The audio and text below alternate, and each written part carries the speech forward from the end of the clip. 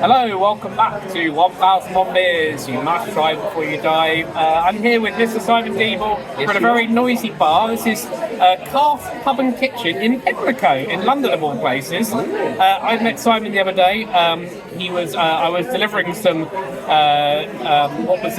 Green King Suffolk Strong Ale. Very nice. Watch the previous review for that. And Things to enjoy. yeah, and while we were chatting, we were looking at Untapped about what beers were available in the general vicinity. I think I expanded it to 60 kilometres, and we worked out that there was a pub in Pimlico that had 2 beers we needed. There it is. And we both work in London certain days a week, and we thought, well, it's not it. Might take the opportunity. We want to pay for a train ticket. Let's go here. So we've got 2 unusual beers, expensive beers, which we're sharing the cost of. Yeah. And this one is from Belgium. It first brewed 2002, and it is 3 Fonteinen or 3 Fountains Oude Geuze Vintage. This is the 2016 edition, so they have a different edition every year, and it is, well, in the book it's 6%. I believe it's probably still 6%. 7.3. Oh, 7.3. Okay, so you've got a bigger one on there. Spicier. More for your money. So, do you want to have a good pour while I talk about the tasting notes? Absolutely. I suppose the one thing to say about the tasting notes is it will vary year on year, different vintage year on year, but it will have the same sort of things that they're probably going to use similar things for it. So, a citrusy nose over leather soap, horse blanket. I love it when people say horse. Why do they say these things? I don't know. Who goes around smelling these horses? That's what I wanna know. Distinctive wheat aromas, mild smoked taste, and a whisper of malty sweetness. More well-bodied than is usual for a Geuze. Now, I'm not sure about leather soap or horse blanket, but I'll certainly have a smell of it. It does remind me of those soapy sweets of yesteryear that have that lemony. I get the soapiness. I don't get any leather. You know what? I don't even know what a horse blanket smells like. I am not of the equestrian sort. There's a rural vibe. There is a rural vibe. From the east. I think that's where it's. I think that's probably where they're going for. So we've got some Westmalle Trappist glasses. They're quite good. Thank you, Westmalle. And then this.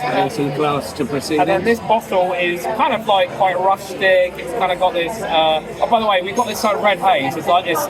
In fact, I'm just going to show you very quickly. There's like a Pimlico sign up there that goes across there. Definitely in Pimlico. Yeah, so we've got that red glow.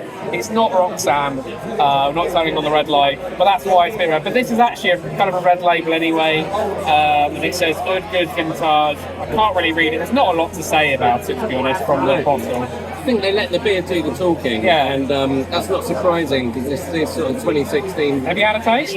I have. Okay, I'll have a taste. It's a nicely, I think there's a nice balance about it. I know a lot of people will say, I don't like sours or what have you. I think this is kind of on the balanced end. See, I love a Geuze. Well, me too. Now, you've had this before? Yes. What vintage did you have before? Do you remember? I think I might have had the 2019, which I believe is also available in here, but in slightly larger bottles. Okay. And how does this? Do you remember what the other one tastes like? It's quite very similar. good point. I should have done my homework to actually remember what it was, but I'll look up my tasting notes for that and see exactly where we got. But I think, yeah, I mean, this is a little bit older than the one that I've had, and you know, you always think that might add a bit of depth and a bit more soul to a Geuze. It certainly feels like it's it's got a bit of something about it, isn't it? So it says in the book, instead of lugging the book, so I was lugging the book here, I've just done some printouts. It says here basically all their best Geuze that they produce every year, they save the best for the vintage ones to be blended. So. Have you ever been to Three Fountains? They have a restaurant there. I haven't. I haven't been to the Three Fonteinen, or indeed Tre Fontane, which is the Italian crappish thing, I think. Okay. So, I would say it is more well-bodied than normal. It's got a deeper flavour to it. Are you trying to look up what you said about it? I am. But meantime, got a very lemony, sort of stone fruit vibes. And it's not in your face sour at all. It's like it's actually really mellow. Yeah. And I guess you'd hope with a vintage, the blending is where the magic happens. Yeah, there's absolutely very harmonious. No sharpness to it whatsoever. It's very clearly a sour beer, but it's not got any sharpness. It's smooth, really smooth. Exactly that. So it's kind of it's a nice. It's almost sort of apple juicy sort of end, very sort of... You found your notes, Almost, very agreeable to most people. Let's find your notes. Yeah, so I had the 2019, and I wrote very smooth goods, lovely lemon zest and leather nose, some white wine vinegar and white pepper hints. I don't know if you... I'm not getting that. I can smell the white pepper now I've said it. I can smell it anyway, but maybe I've been smelling too much white pepper, and that's not a euphemism. It is.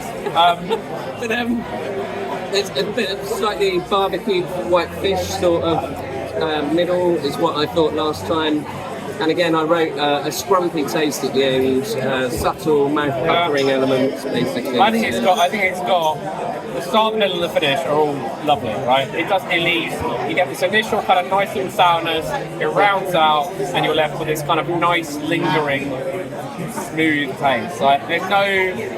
I mean, I'm quite amazed, but it's just got no. Yeah. It's very clearly it's a sour beer. It's got no sharpness whatsoever. Yeah, it's if it were a fish, it would be a monkfish. I think. Not that that's a comparison that I've made for beers. I've never heard a beer compared to a fish before, but I suppose there's always time. Elements of monkfish in the middle of this. I think that's what I'm trying to say. That is certainly. Does Untapped have the flavour profile of monkfish? I mean, if it doesn't already, it should. That's clearly what. Well, I think that might be a good time to end this beer review. Go finish this beer, go have some food, and then we'll see you for another beer review in the very, very near future because we have another beer coming up. Goodbye.